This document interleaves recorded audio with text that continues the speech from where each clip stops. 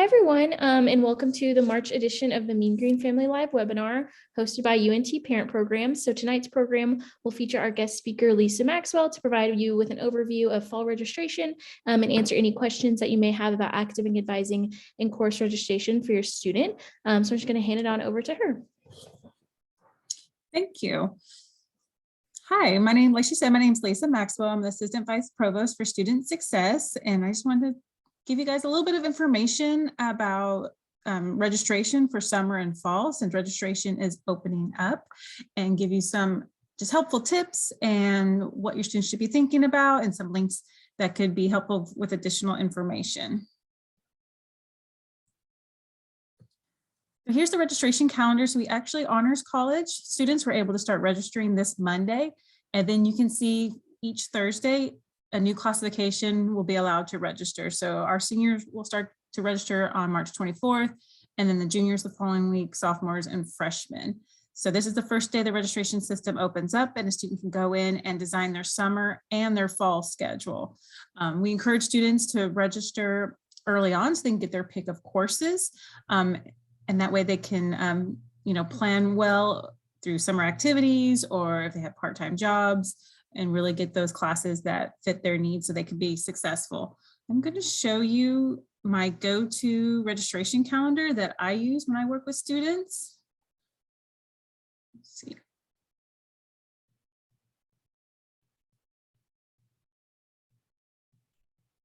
So this is through our Office of the Registrar, and it's their registration guides. And so we show students this link at orientation, but it's helpful for parents as well, because it'll walk you through all the different dates and payment deadlines and just anything you need to know about the semester. So this is specifically for this fall term, and it shows you registration opens. And so we have our full term that goes from August to December, but then we also within our full term have an 8-week 1 and 8-week 2 session. So that's why you see the different columns here with the different dates.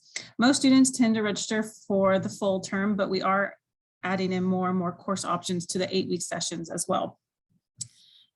Like I said, registration opens up March 21st, but something I wanted to point out is registration stays open for quite a bit of time. You can see regular registration doesn't end to August 25th. So students have plenty of time to register, but we still encourage them to do it early on. Summer is full of orientations. As you guys know, your students went through orientation. And so once our orientations kick in, more and more new students are coming to campus and courses are filling up. And so we really encourage our current students to take advantage of that earlier registration timeline, so that way they can get the courses that they need. But they do have plenty of time to go in there and make changes to their schedule. It's a live system. So if they grab their courses when registration first opens up and then something changes, or they meet with their advisor and want to make some changes to their schedule, they can always do it. It's a live system and they can make those changes, add, drop, swap classes around. But another thing I want to point out, that's something that comes up quite a bit with students, is sometimes they don't want to register early because they're not sure what their financial aid package is going to look like, or they're just not ready to make that first payment. But I wanted to point out here that it says registration, after they register, the first payment deadline is not until August 25th.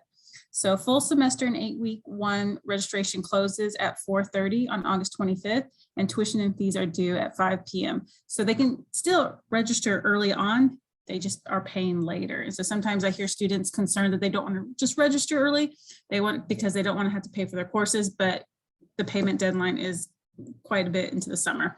They have some time to figure out all of that. And then the rest of this just tells like when classes begin, when can they drop a class, when's the midpoint of the semester, all that information that student needs to know when they go into a new semester. I'm going to switch back over to the PowerPoint. So that's just a helpful link that anytime I'm trying to remember a date, that's my go-to. So advising at UNT plays an important role in guiding your students through their educational experience. So every student has an advisor, and sometimes they have multiple advisors, and I'll explain that in just a second. We do have required advising for some of our populations for our students who are our first year students. So when students come in through orientation, they meet with an advisor, and then their first 2 full semesters, they'll meet with an advisor. So if your student started this summer as a freshman. They met with their advisor for fall, and then they'll also meet with their advisor for the spring. So they're required to be advised, our freshman students.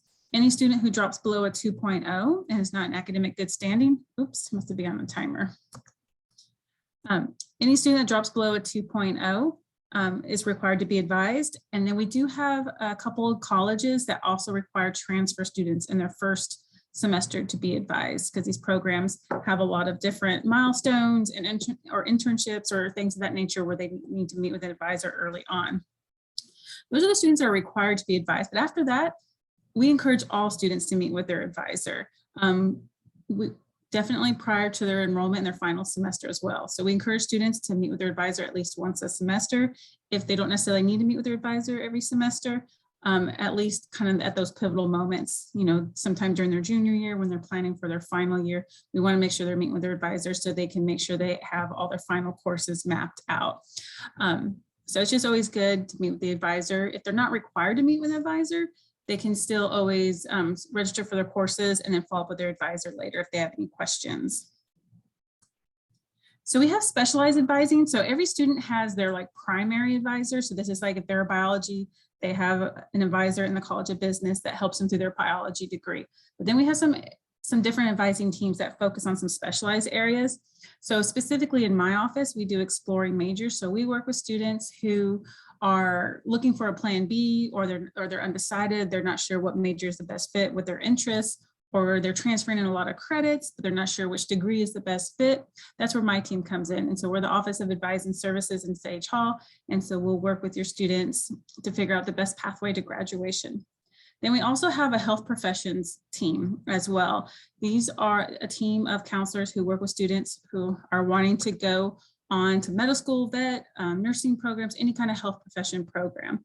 So if your student is thinking, I'm going to go to med school and I'm majoring in biology, we'll actually have two advisors. They'll have the biology advisor that's helping them complete their degree at UNT, and then they'll have a health profession advisor as well that's helping them prepare for that next step to get to that medical school program. So that's another great resource for your students if they're pursuing something in the health professions. Same with law. We have a pre-law advisor in the political science department that helps students. Doesn't matter your major, if you're planning on going to law school, you definitely want to meet with a pre-law advisor. Again, teacher education, and then the Texas Success Initiative. The Texas Success Initiative, or we call it TSI, is basically how the state mandates that students coming into college have to show they're proficient in reading, writing, and math. So this is more if your student is in their first semester, if they were required to take any certain types of English or math classes, they may need to meet with a TSI advisor. And that's also through my office as well. So again, students should meet with all their advisors to get the information specific to their needs. So they may be meeting with multiple advisors in a semester if they're kind of touching on any of these specialized areas. This is just a great resource. It's advising.unt.edu, so pretty simple. It's just our kind of go-to website that gives students how to find their advisor. So it has a list of all the different advising offices and their emails and their contact information. There's a quick link if they want to schedule an appointment with an advisor. It has campus resources. It talks to them about building their degrees. So it's just a great resource. And it's usually a lot of times where students start when they're trying to make that first connection with their advisor and scheduling that advising appointment. So speaking of advising appointments, another great website to know is appointments.unt.edu. That's where they can go in and schedule with any of the advising offices that I just mentioned. It's through our Navigate app. Students they may have an app on their phone that's really easy. They can schedule a time with an advisor. We encourage students, the earlier the better, to schedule those appointments because some of the advising offices do book out. And since they do book out, we offer drop-in days. So we'll have usually the Thursday when a new classification is able to register, every advising office will do drop-ins. So where a student can get up first thing in the morning and get in line virtually or in person and be able to meet with the advisor that day. Sometimes drop-ins do fill up as well because they can only see so many students. But if a student makes it a priority to connect with that advising office first thing in the morning, they should be able to get in that day. So they can schedule an appointment. They can come to one of our drop-in days. If they're not required to be advised, They can go ahead and register for their courses when the system opens up, and then follow up with their advisor at another time when the advising offices aren't as booked out. If they have a quick question, they can email. We do a lot of email advising. And we don't recommend email advising if we're talking about, let's plan out your courses for your final semester, like a graduation check. If it's an in-depth advising appointment, we prefer to have an actual appointment, but they have like a quick question like, hey, I'm not sure which course I need for this requirement. Email always works. They can also, some of the colleges have like an on-call advisor to answering those quick questions. And so that might be an option there as well. So there's a lot of different ways to meet with their advisor.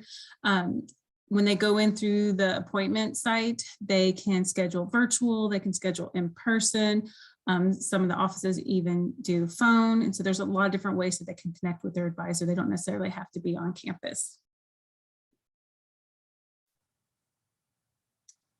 Okay, so I think that's everything about registration. Again, I just encourage students to make those appointments with their advisor, register early, make sure they know the payment deadline. Again, the system's live. They can make those changes to their courses at any time. If they are interested in taking courses, some students during the summer are not close to campus. If they're not wanting to take, we do offer a lot of online classes in the summer, but if we don't have one that meets their needs, some students like to go outside of UNT. I just strongly encourage them to meet with their advisor to make sure the courses they're taking will transfer in. It's always important to make sure that say, hey, I'm planning on taking this math class close to home to my community college. Will it count towards my program, and get a confirmation from their advisor that that's the correct course that will work for their program. So that is all that I have. Is there any questions? Perfect. I don't think that we're going to have any questions today, but would you be able to state in your email and stuff in the chat? So if I could add that, anyone does have questions. Is that okay if people email you? Yeah, so I can put my email address, and then I can also put, so my team, we oversee the main advising email address, so I can put that in as well. Perfect.